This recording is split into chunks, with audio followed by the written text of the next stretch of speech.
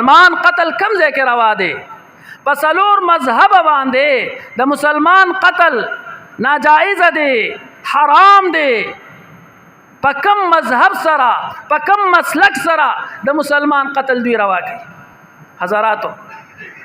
چرته ما تاسو ته مخکې وي چې چرته دغه یهودیان راونه لګېدل چې زما دپاره په عیسایانو باندې حمله وکړي، دغه امریکې والا چرته راپا نسېدل چې زما دپاره په اسرائیل باندې حمله وکړي، دغه هندوستان والا چرته راپا نسېدل چې زما دپاره په دغه اسرائیل باندې حمله وکړي او دغه د مسلمانانو دشمنان ووجني. خو یو ځایما چې د امریکې د پاره را پاسېږم، په افغانستان باندې ورځم، هغه افغانستان والا دي چې د هندوستان د پاره راځي په پاکستان باندې. ولې؟ یو 2 روپو د پاره، یو لیش مکې د پاره. حضراتو دغه خو یو سیاسی جنگ شو چې افغانستان د پاکستان حکومت سره ونښتو او د پاکستان حکومت د افغانستان حکومت سره. زه د پاکستان اوسیدونکی یم، په پاکستان کې زما پیدایش شوې دی. دا خاوره سره چې وایي د خپل وطن سره چې د چا مینه نه وي، د خپل وطن سره چې د چا مینه نه وي دکې ایمان نه وي. خو یاد وساتئ زه د خپل فوج سره ولاړ یم، د هندوستان مخالف چې هلته هندوانو سیږي بت پرستی په دې د حمله کوي، موږ ورسره ولاړ یو. زه خپل فوج سره ولاړ یم،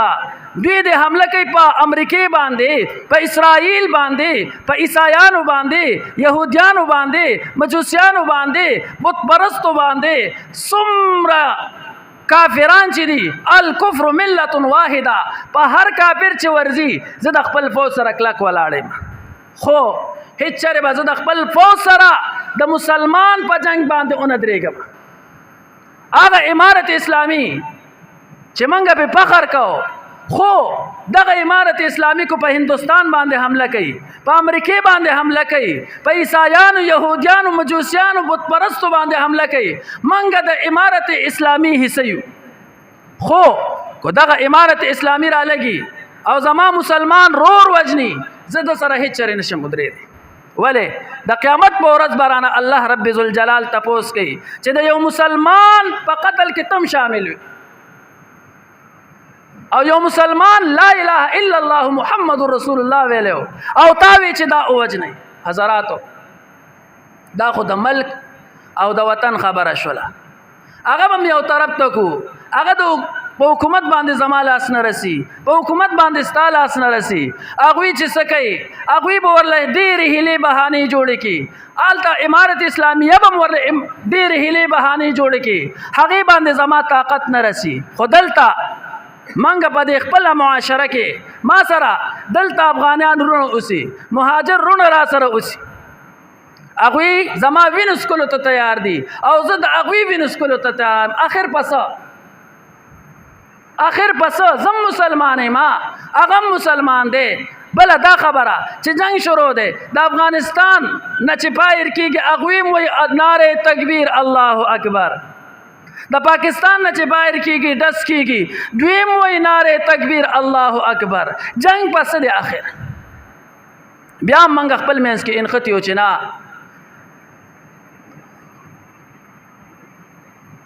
افغانیان ختم کوي، مهاجر ختم کوي او دلته چې دی دا خو د سره پرې نه دی. حضراتو ما ته وی آقای نامدار محمد رسول الله صلی الله علیه وسلم بیان فرمای چا چې د عصبیت आवाज پورته کو دا زمانه نه دی. نو زه په پاکستان څه وکم،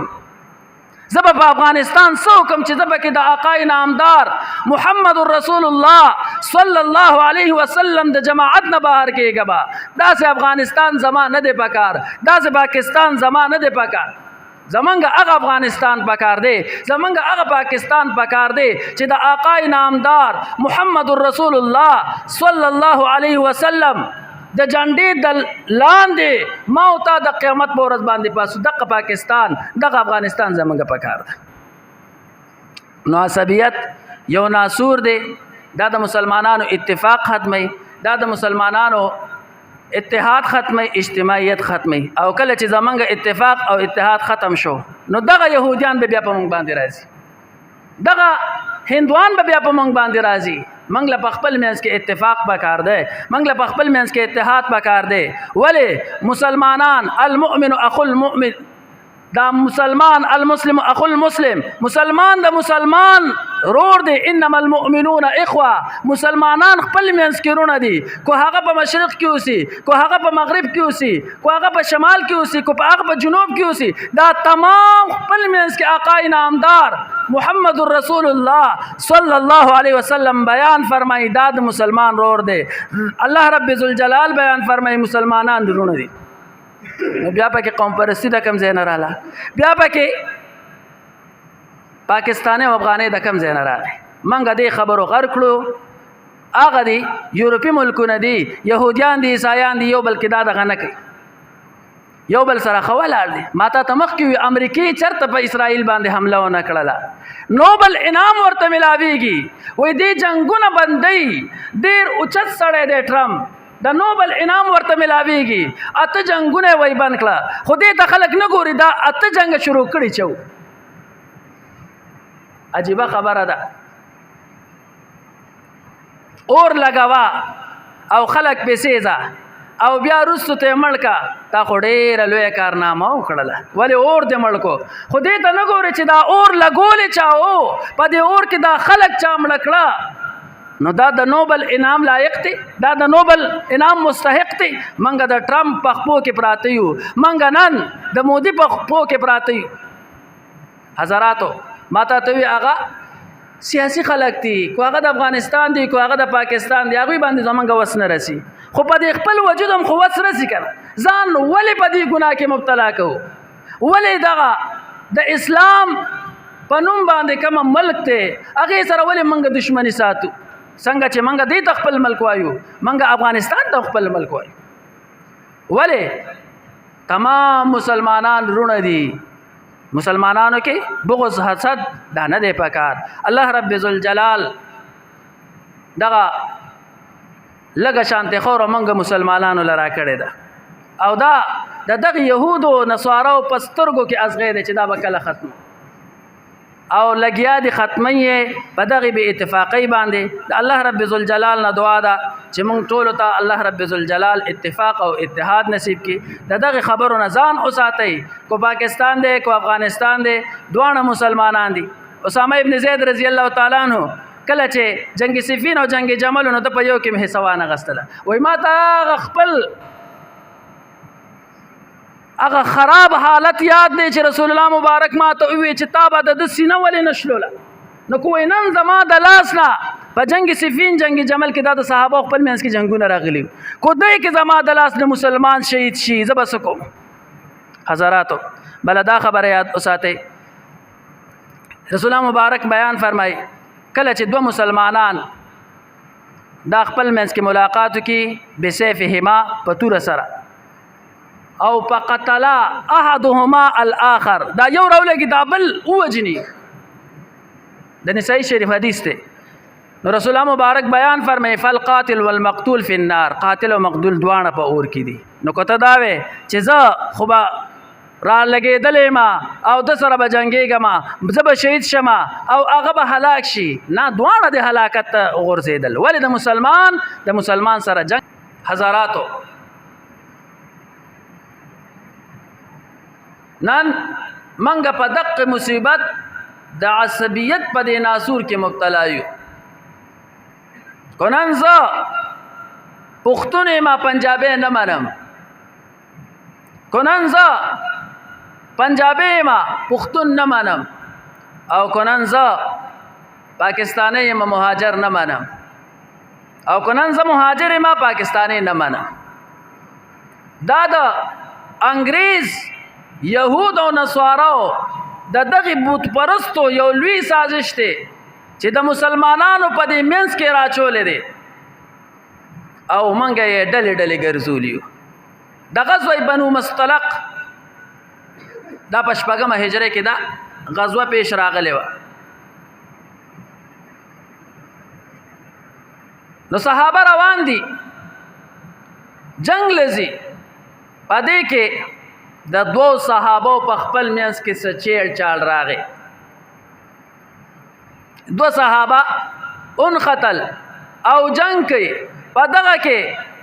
یو आवाज وکړو یا للانصار، انصار ته आवाज کوي،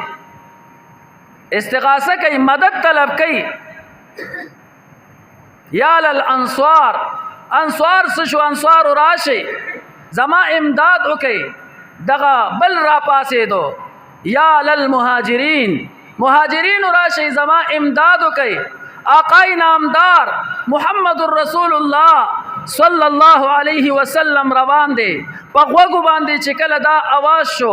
یو کس आवाज کوي یا للانصار، بل आवाज کوي یا للمهاجرین. انصار راشي، بل وی مهاجرین راشي. آقای نامدار محمد رسول الله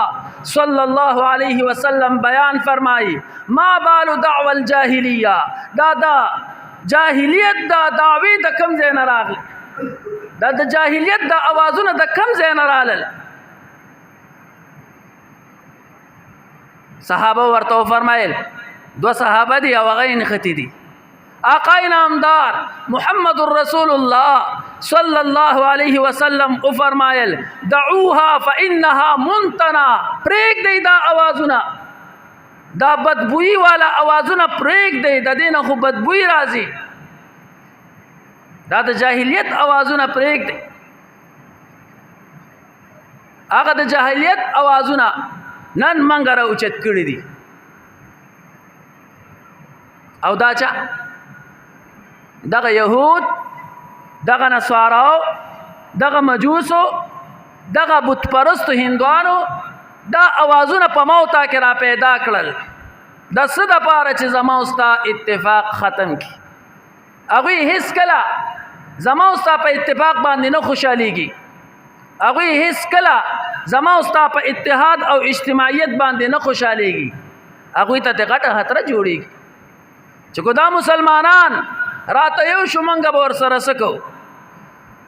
او دا د اوس نه نه، د ډېر مخکې نه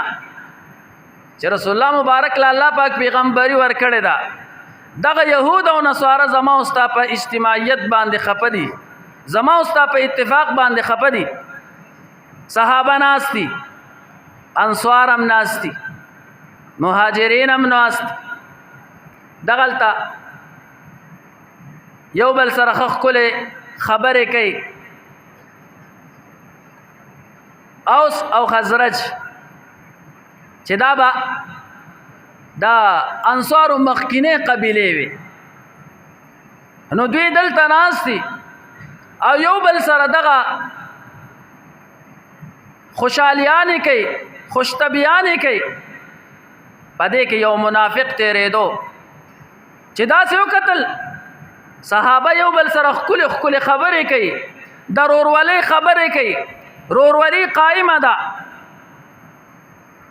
ورته وی هلکه وی تاسو اوس والانه یې؟ وی ولې نه؟ دی بل ته وی تاسو خزرج والانه یې؟ وی ولې نه منګه یو؟ وی تاسو نه هغه خپل جنګونه هیر دي، تاسو اوس او خزرج والا یې مخکینی، ستاسو نیکیان جنګېدلي دي، ستاسو پلاران جنګېدلي دي، د یو بل په کوپړو کې اوبه څکلي دي، او ستاسو په باره کې دوی اشعار ویلي دي د حج بې عزتۍ، هغه را لګېدلي دي او د دوی په باره کې د حج اشعار ویلي دي. آیا ستاسو نه هغه هیر دي؟ دوی چې کله دا واورېدل یو بل پسې پاسېدل چې واقعي دا خو زما د پلار دشمنان دي، دا خو زما د نیکه دشمنان دي. نن زه ناست یم او د سره ګپ شپ لګو، د سره خوش مزاجي کومه، د سره خوشطبي کومه، یو بل سره جنگ کولو ته تیار شو. آقای نامدار محمد رسول الله صلی الله علیه وسلم ته پته ولګېد، کادو ان یقتتلوا، وی قریبه و چې دوی جنگ کړی او داسې جنگ چې یو بل یې قتل کړی وی.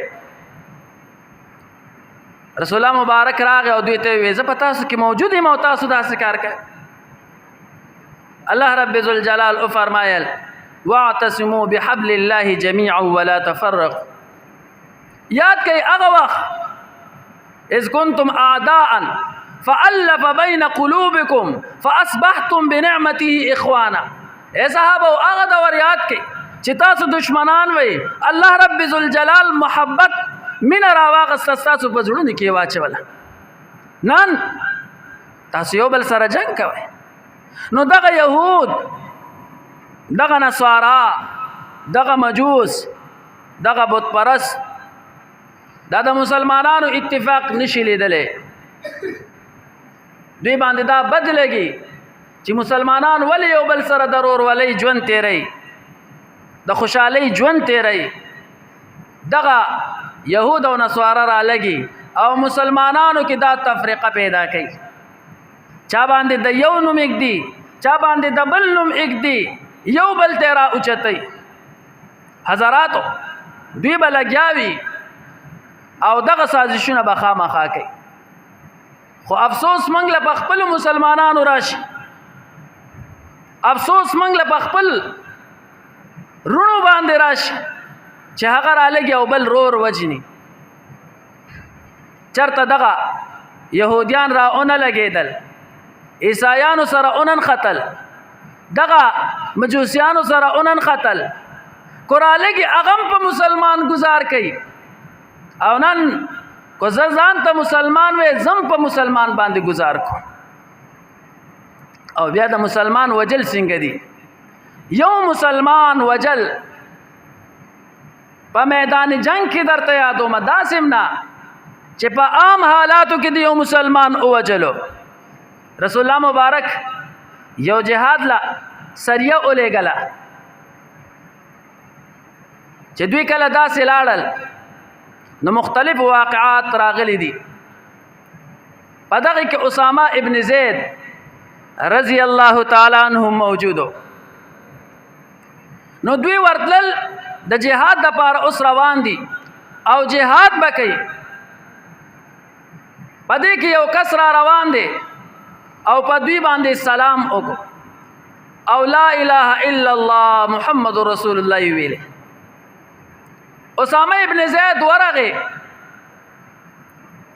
او دغه کس سره چیلې وی بيزي ور سره هغه ته واغستل او د قتل. چې کله واپس راغله په دغه کې په خپل صحابه په خپل میانس کې په اختلاف راغی چې دا موږ له نو پکار. خو هغه وینا دا ځان بچکولو د پاره دا وی. اوس میدان جهاد ل روان دي، جنگ ل روان دي او دغم دا کافرانو د قبیله کسو. خو چې کله ایمان راوړو نو دوی رالل او رسول الله مبارک ته وی، رسول الله مبارک په لار کې را سره واقعا ناشنا راغله. چې منګ روانو کسرا پاسې د چيلې وی ور سره ګډي بيزي وی ور سره او منګ باندې سلام وکړو. اسامه ابن زید د زید ابن حارثه رضی الله تعالی عنہ زی هغه شخصیت چې کله عبد الله ابن عمر رضی الله تعالی عنہ د پر حضرت عمر رضی الله تعالی عنہ وظیفه مقرر کړله نو د اسامه ابن زید د پاره زیاته مقرر کړله او د عبد الله ابن عمر چې د امیر المؤمنین عمر بن الخطاب رضی الله تعالی عنہ زوی دی دا هغه د پاره کومه مقرر کړله. نو عبد الله ابن عمر رضی الله تعالی عنہ ورته فرمایل چې دا هم زما امزول دی، دا زما عملګری دی، نو تا د دوی د پاره زیاته مقرر کړه وظیفه او زما د پاره د کومه. امیر المؤمنین عمر بن الخطاب رضی الله تعالی عنہ ورته بیان فرمایي وې سیدا ما زکه د پاره زیاته مقرر کړه چې د پلار ستا د پلار نه رسول الله مبارک ته زیات ګرانو زید بن حارثه چې پزوی والی سره نیولو او دې ستانه رسول الله مبارک ته زیات ګران دي. نو ما زکه ته ترجیح ورکړه چې دا رسول الله مبارک ته زیات ګران دي. هغه شخصیت اسامه ابن زید رضی الله تعالی عنہ رسول الله مبارک ته وای بس وای ماته دا اثر وو چې ښا ترانه ځان په دې بچ کې رسول الله مبارک ورته وی ولې دې قتل کو وی رسول الله مبارک د چې دا لا اله الا الله ویلا وی دې د ځان د بچکولو د پاره ویلا دې د ځړه نه ویلې آقا انعامدار محمد رسول الله صلی الله علیه وسلم ورته بیان فرمای هل شققت قلبه دا ځړه دې ول نه سری کو چې دنه ورکو شوی د خفګان اظهار وکړو او په بل روایت کې د مقداد ابن اسود رضی الله تعالی عنہ په باره کې راځي چې مقداد ابن اسود رضی الله تعالی عنہ ورته فرمایل چې رسول الله مبارک هغه لا اله الا الله ویلا خدای ځان د بچکولو د پاره ویلا رسول الله مبارک ورته فرمایل وای مقداد په هغه ورځ بستا سهال وی چې د قیامت په ورځ باندې دغه کسرا پاسی او ستا په مقابله کې لا اله الا الله محمد رسول الله وای بیا به تسکه بیا به پدیس تو سور کې سم مقابله به وکي حضراتو نن منګ ته د مسلمان قتلول منګ ته د مسلمان بیزت کول د یو زناور نه د یو مرغۍ نه د یو چرګ نه زیات آسان کار ښکاري حضراتو د مسلمان قتل چا چې قتل وکړو د مسلمان او دا بل ورته اسې ویې قتل هم نه دی کړی دلته ناست دی او وی چې وی وجنه نو حدیث مبارک کې داسې الفاظ راغلي دي زیات نه چې صرف دومره وی اوق لکه د عربی الفاظ داسې دي اقتل مکمل جمله هم نه دی ویلې صرف دومره وی اوق وای دی ور سره په دې قتل کې شریک دی حضراتو نن زما غرض او مقصد دا ده چې مسلمانان خپل میانس کې اون قتل افغانستان او پاکستان دلته منګ وایو ټول افغانستان ختم کړي او یو درنه پکې پاتې نشي التا افغانستان والا را لګېدلې دي او وای تمام پاکستانیان ختم کړي چې یوم درنه پکې پاتې نشي حالانکه زما په لاس کې اسلحه نشته ما سره ټینک نشته توپ نشته خو زه بیا هم لګیایم چې افغانستان مسلمانان ختم کړي اوس زما فوج را لګي د افغانستان مسلمانان وجني زه دلته ناست یم خو زه پرې راضي یم زه ورسره په دقه ګناه کې مکمل شریک یم یا د افغانستان طالبان را لګي او د پاکستان فوج وجني او د اغزه خلک یا دلته چې کم مهاجر دي او دغه پر رضامند دي دا ور سره پکې مکمل شریک دي د مسلمان په قتل کې مکمل شریک دي حضراتو بنی اسرائیل ډیر مخ کې تیر شوی د رسول الله مبارک نه دا يهود د رسول الله مبارک په وخت کې چې کومو نو دوی ته خطاب کیږي چې اے بنی اسرائیل تاسو دا کړی دي دا کړی دي دا کړی دي او تاسو ته دومره سزاګانې ملو شوې دي اوس خو دوی نه دي کړي د رسول الله مبارک په دور کې چا سخیتا سجده کړي وا د رسول الله مبارک په دور کې خو هغوی ونه کوم چې دا کار کړو خو بیام باتخاذکم العجل تاسو وسخونی او په عبادت سره الله رب ذوالجلال بیان فرمای بنی اسرائیل ته چې تاسو سخه په عبادت سره نیولیو دا خو ډیر مخکې خلک تیر شوي وو د رسول الله مبارک په دور کې خدا خلق نو بیا ورته الله پاک وی ولی مفسرین دغه ته توجیه کوي چې دوی د اغوی په دغه فعل باندې راضی وو نو الله رب ذوالجلال هم هغوی سره پیوسته کوي چې تاسو هم دا کار کړی دی نن کو زه د مسلمان په قتل باندې راضی یم او زه دلته ناست یم نو الله رب ذوالجلال به د هغې سزا د پر ورځ د قیامت ماتم راکړي آقا انعامدار محمد رسول الله صلی الله علیه وسلم بیان فرمایي ګوره منګه مسلمانان یو ځان ته مسلمانان وایو د مسلمان حال بسوي پاک پیغمبر بیان فرمایي لیس منا من دعا الى عصبیه هغه زمونږ نه دی کم کس چې عصبیت قوم پرستی طرف ته دعوت ورکړي راځي پاکستانیانو را پاسې گئے افغانیانو را پاسې گئے دا اوازونه چې څوک کوي آقا انعامدار محمد رسول الله صلی الله علیه وسلم بیان فرمای دا زمانه نه دی لیس منا من قاتل علی عصبیه هغه انسان هم زمونږ نه دی کم انسان چې په عصبیت باندې جنگيږي لیس منا من مات علی عصبیه آقا انعامدار محمد رسول الله صلی الله علیه وسلم بیان فرمای کم انسان په عصبیت باندې مړ شو